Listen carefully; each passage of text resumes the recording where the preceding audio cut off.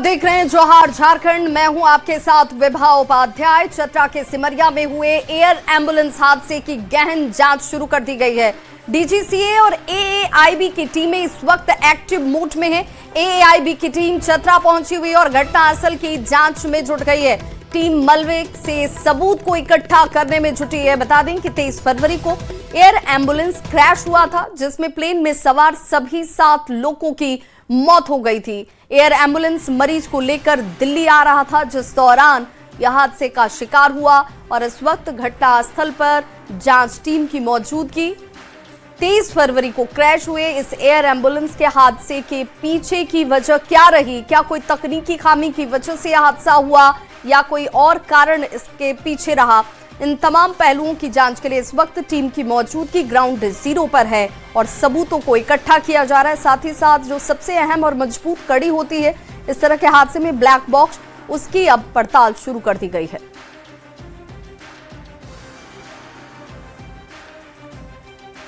तो वहीं चतरा के एयर एम्बुलेंस दुर्घटनाग्रस्त होने के बाद कई तरह के सवाल उठने शुरू हो गए। साथ ही इस पर बयानबाजी भी तेज हो गई। बीजेपी विधायक नवीन जायसवाल ने कहा कि एयर एम्बुलेंस में सब्सिडी के नाम पर करोड़ों रुपए वसूले जा रहे हैं।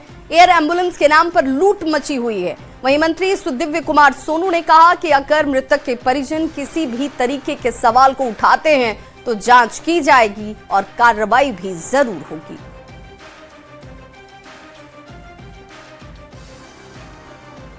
कांग्रेस, जेएमएम, आरजेडी, इनके हर एक बात कथनी कुछ है और करनी कुछ है। ये पूरे झारखंड की जनता समझ चुकी है।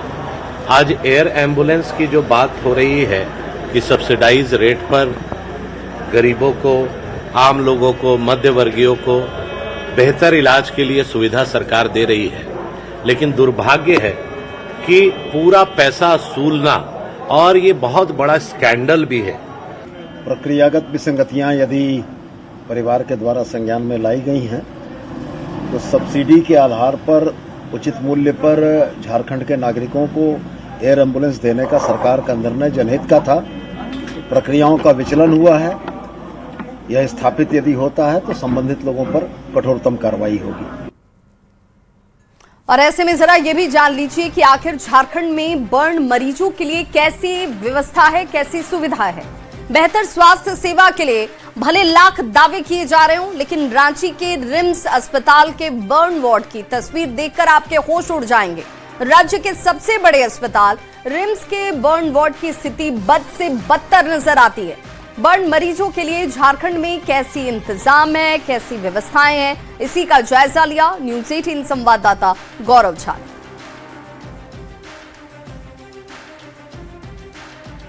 और सबसे बेहतर बोला जाता है बर्न वार्ड है।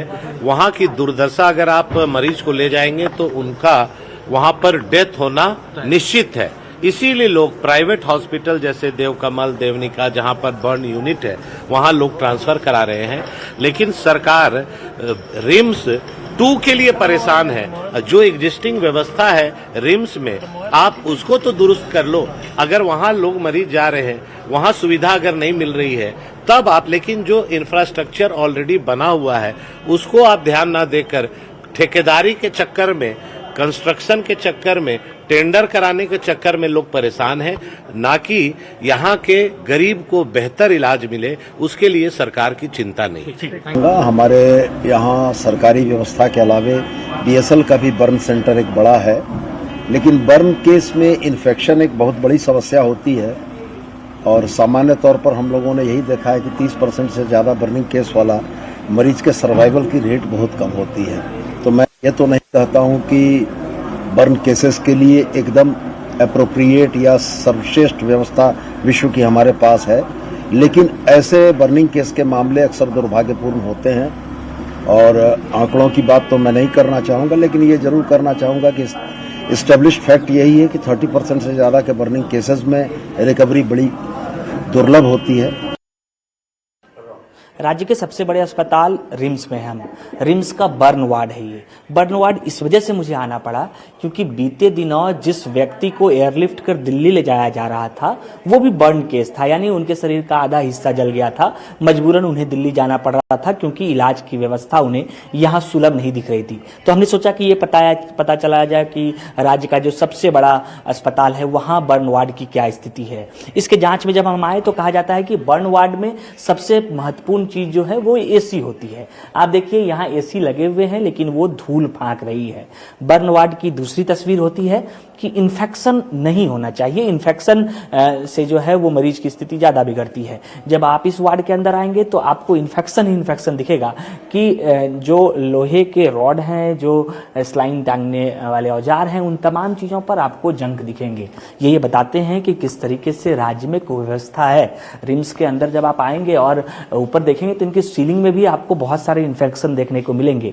बेड की भी स्थिति बहुत अच्छी आपको यहाँ देखने को नहीं मिलेगी। सवाल ये होता है कि राज्य में सबसे बड़ा अस्पताल होने के बावजूद इस तरीके की व्यवस्था है कि मरीजों को बाहर से दवाइयां लानी पड़ती है। कई ज्यादा कुछ तो नहीं मिलता, सिर्फ प्रोटीन का यूज होता है। और सब दवा कहाँ से बाहर से हम सब लाते हैं, सब खरीद कर लाते हैं। हाँ सिर्फ यहाँ। एसी वगैरह कभी चला यहाँ? हमें तो नहीं पता, हम तो आए हुए 3-4 दिन हुआ ही है। अभी तक नहीं चला? नहीं, फिलहाल तो जो पंखा आप दिखा दीजिए, वहाँ पंखा जो लगे हुए हैं उसकी क्या स्थिति है? रॉड तो टंगे हुए हैं लेकिन उसका फैन कहाँ है इसका किसी को पता नहीं है। और कुछ लोग हैं, उनसे भी आपको बातचीत कर बताएंगे। 9 तारीख से दवाई वगैरह कहाँ से लाते हैं? दवाई वगैरह सब बाहर से, खाली वही सलाइन जो चढ़ता है वही सब। और हाँ, वही नर्स जो देख के जाती है और सुबह में एक बार डॉक्टर आते हैं देखने। और आपके यहाँ तो पंखा भी नहीं लगा? पंखा भी नहीं है यहाँ। खून वगैरह आपको खून वगैरह तो सब बाहर से ही मैनेज करना पड़ता है। यहाँ तो खून भी नहीं है। ब्लड बैंक तो एकदम पूरा खाली जैसा है, जाइएगा तो कुछ नहीं मिलता है वहाँ, नहीं मिल रहा है ना।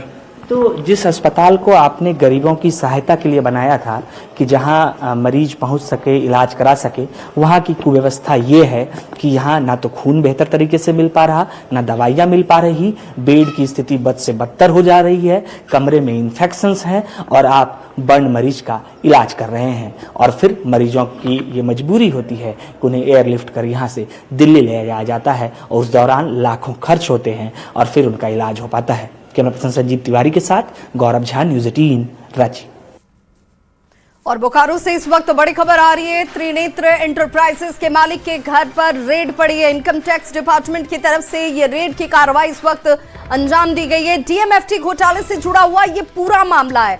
टीम अब कागजातों को खंगालने में जुट गई है। सेक्टर 9 स्थित घर में इस वक्त टीम की मौजूदगी, जहां पर छापेमारी की जा रही है। डीएमएफटी में 500 करोड़ का घोटाला किया गया, जिसे लेकर इनकम टैक्स डिपार्टमेंट की तरफ से अब दबिश दी गई है। रेड डालने के लिए इस वक्त कार्यालय से लेकर घर तक रेड करने के लिए टीम की मौजूदगी। और अगली खबर भी बोकारो से ही आ रही है, जहां पर पुलिस का अमानवीय चेहरा देखने को मिला। पूर्व पार्षद की पुलिस ने बेरहमी से पिटाई की है। समर्थक की भी दौड़ा कर पिटाई की गई। गलत वोटिंग का आरोप लगाया गया था और इसी वोटिंग के दौरान पुलिस से नोकझोंक हुई थी। लेकिन उसके बाद देखिए पुलिस का चेहरा जो है वो सबके सामने सवालों के साथ आ गया। इस शख्स की किस कदर बेरहमी से पिटाई की गई। पुलिस से नोकझोंक के बाद यहां पर बताया जा रहा है कि एसडीपीओ भी उस नोकझोंक में घायल हुए थे। पुलिस ने पूर्व पार्षद को हिरासत में लिया था।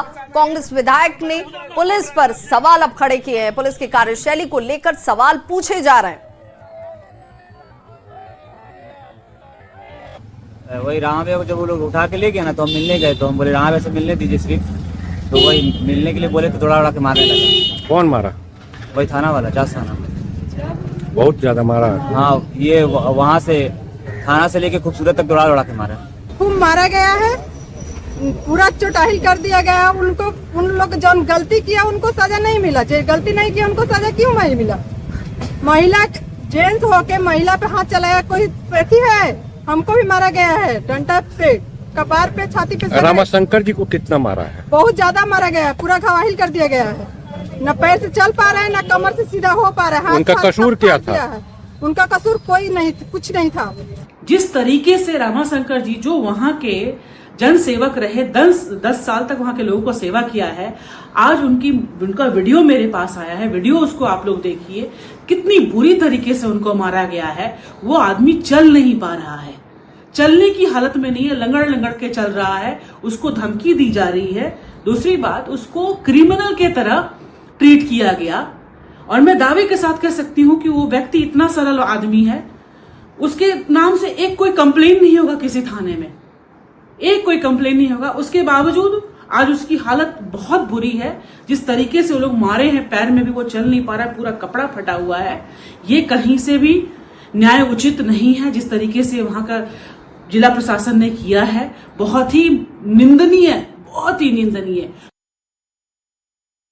तो कांग्रेस विधायक श्वेता सिंह ने विधानसभा में इस मुद्दे को उठाया। उन्होंने कहा कि पूर्व पार्षद रमाशंकर सिंह समर्थक और पत्नी की पिटाई जो है वो न्यायोचित नहीं है। कांग्रेस विधायक ने जांच की भी मांग की और दोषियों पर कार्रवाई की मांग तो उठाई। नगर निगम के वार्ड 32 में निगम चुनाव के दौरान प्रशासन द्वारा पूर्व पार्षद श्री उमा शंकर और उनकी धर्मपत्नी महिला प्रत्याशी पर लाठीचार्ज किया गया। अध्यक्ष महोदय, अत्यंत गंभीर और लोकतंत्र की विरोधी घटना है। हिरासत में मारपीट और दुर्व्यवहार के आरोप भी सामने आए हैं। यदि कोई आरोप है तो उसका निर्णय न्यायालय करेगा, न कि पुलिस बल। मेरा आपके माध्यम से सरकार से तत्काल उच्च स्तरीय निष्पक्ष जांच तथा संबंधित मतदान बूथ के सीसीटीवी कैमरों और ड्रोन फुटेज की फोरेंसिक जांच की मांग करती हूँ। अगली खबर हजारीबाग से, जहां चौपारण थाना क्षेत्र स्थित ज्वेलर्स की दुकान में बड़ी चोरी की घटना को अंजाम दिया गया। चोर बीती रात दुकान में सेंधमारी कर अंदर घुसे और गैस कटर की मदद से तिजोरी को काटा जाता है। करीब 20 लाख रुपए के सोने और चांदी के आभूषण लेकर चोर यहां से फरार हो गए। घटना की जानकारी मिलते ही पुलिस यहां पर मौके पर पुलिस की टीम पहुंचती है और तहकीकात की बात में जुटती है। ये चोरी तो माने बड़ा विध्वंसक है और ये केवल दुकान के लिए ही नहीं बल्कि आम लोगों के लिए भी बहुत माने खतरे की बात है। इससे सुरक्षा सभी को मिलना चाहिए। चौक है जो चौपारण थाना अंतर्गत है। यहाँ पर अनिल सोनी का एक ज्वेलरी शॉप है, अंजलि ज्वेलर्स। यहाँ पे आज रात में सेंधमारी हुई है। सेंधमारी करके, गली से सेंधमारी करके ज्वेलरी दुकान में घुस करके और गैस कटर से काट करके और तिजोरी को तोड़ा है। उसके बाद उसमें जो तिजोरी में जितने भी ज्वेलरी थे सभी को चोरी करके ले गया है। और बड़ी खबर इस बीच रांची से आ रही है, जहां चाकूबाजी में 3 नाबालिग घायल हो गए। मामूली विवाद में झड़प की बात सामने आई और 3 नाबालिग की स्थिति इस वक्त हालांकि स्थिर बताई जाती है। आरोपियों की पहचान में पुलिस की टीम जुटी हुई है। लोअर बाजार थाना क्षेत्र का ये मामला, जहां पर बताया जा रहा है कि मामूली बात को लेकर चाकूबाजी की घटना को अंजाम दिया गया। इसमें 3 नाबालिग शख्स घायल बताए जा रहे हैं, जिन्हें अब अस्पताल में इलाज के लिए पहुंचाया गया है। आरोपियों की पहचान में भी पुलिस जुटी हुई है।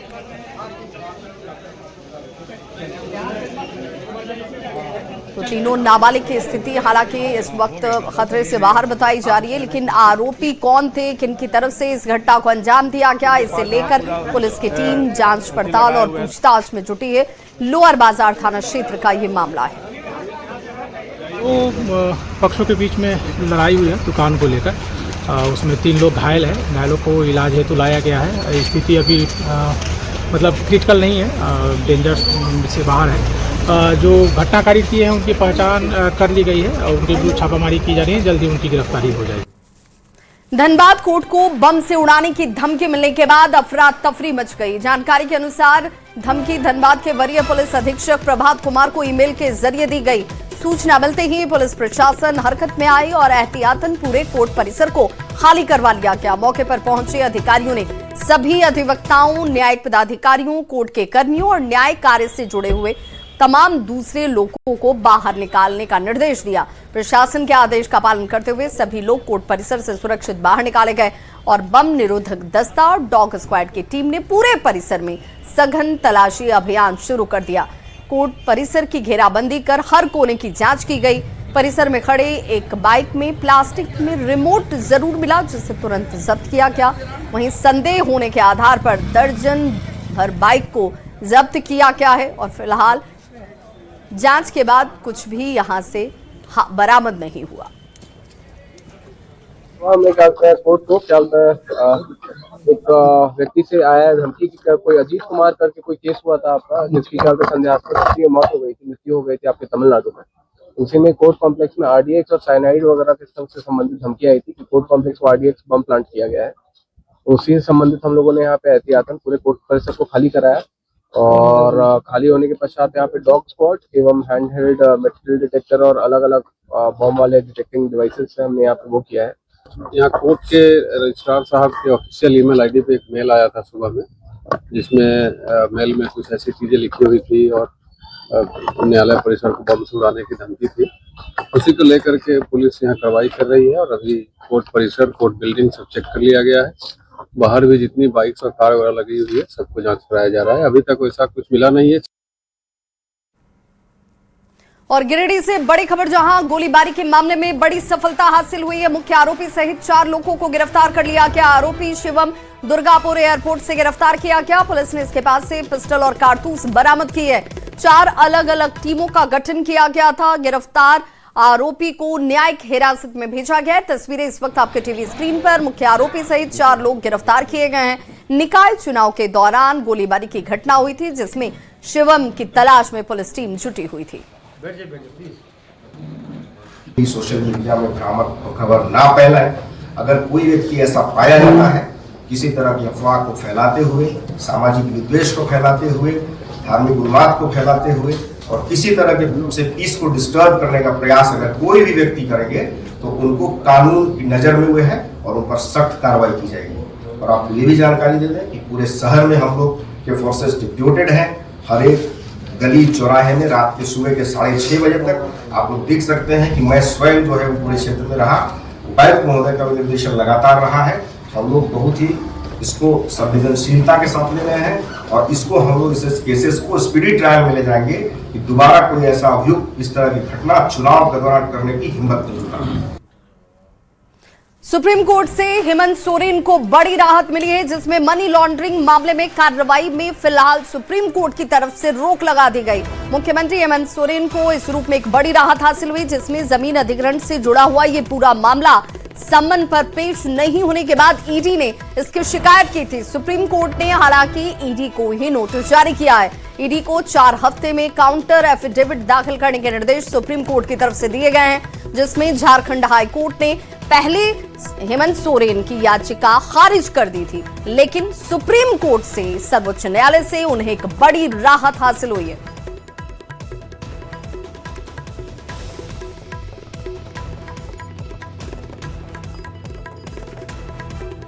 तो जेएमएम के केंद्रीय महासचिव विनोद पांडे ने सुप्रीम कोर्ट के फैसले का स्वागत किया और कहा कि सुप्रीम कोर्ट ने हमें न्याय दिया है। हम लोगों का विश्वास न्यायिक व्यवस्था पर और ज्यादा बढ़ गया है।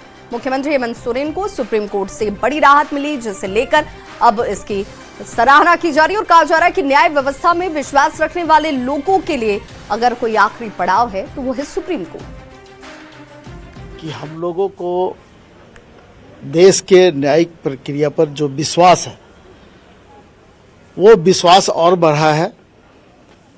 जिस तरह से एजेंसियों के द्वारा लगातार प्रताड़ित करने का काम किया जा रहा है, लेकिन देर ही सही न्याय मिला है और ये बहुत बड़ी राहत है। झारखंड में निकाय चुनाव संपन्न होने के बाद कई तरह के आरोप लग रहे हैं। सरकार पर चुनाव के दौरान कई तरह की गड़बड़ी करने का आरोप है। कई लोगों ने बूथ को बदला क्या, इसे लेकर सवाल खड़े किए, तो कई जगह पर धांधली के भी आरोप लगे। झारखंड सरकार के शहरी विकास मंत्री दिव्य कुमार सोनू ने कहा कि शहर की जनता को बीजेपी बपौती समझती थी। उस जगह पर जेएमएम ने दखल अंदाजी की, इस वजह से बीजेपी को बौखलाहट है। वहीं बीजेपी के खटिया विधायक ने पलटवार करते हुए कहा कि उनका ये बयान तो ऐसा लगता है मानो लोकतंत्र का गला घोटा जा रहा हो।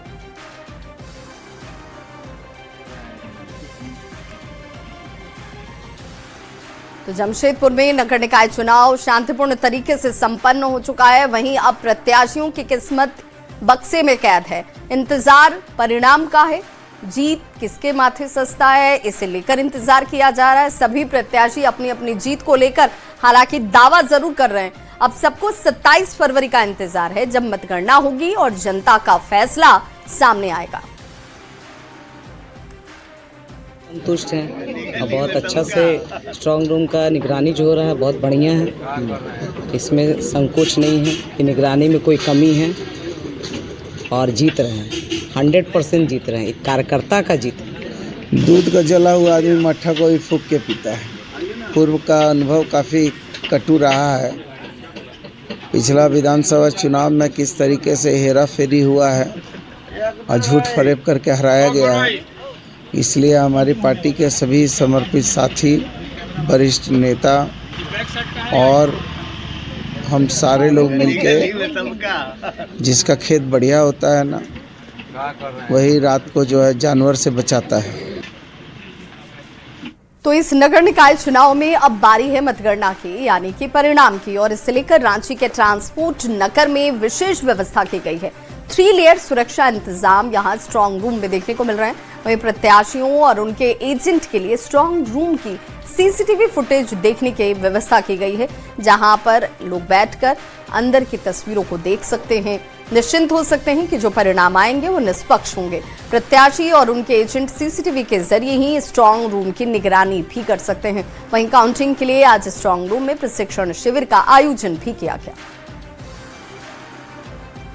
नगर निकाय चुनाव के बाद अब बारी है मतगणना की, और मतगणना स्थल जो है इस बार ट्रांसपोर्ट नगर बना है। और खासतौर से बात करें तो यहाँ पर तमाम जो व्यवस्थाएं हैं वो हो चुकी हैं। सीसीटीवी सर्विलांस भी है, जहाँ पर तमाम प्रत्याशी स्ट्रांग रूम में मौजूद अपने मत पत्रों को देख सकते हैं। तो वहीं इसकी सुरक्षा को लेकर अगर बात की जाए तो तमाम सुरक्षा के इंतजामात किए गए हैं।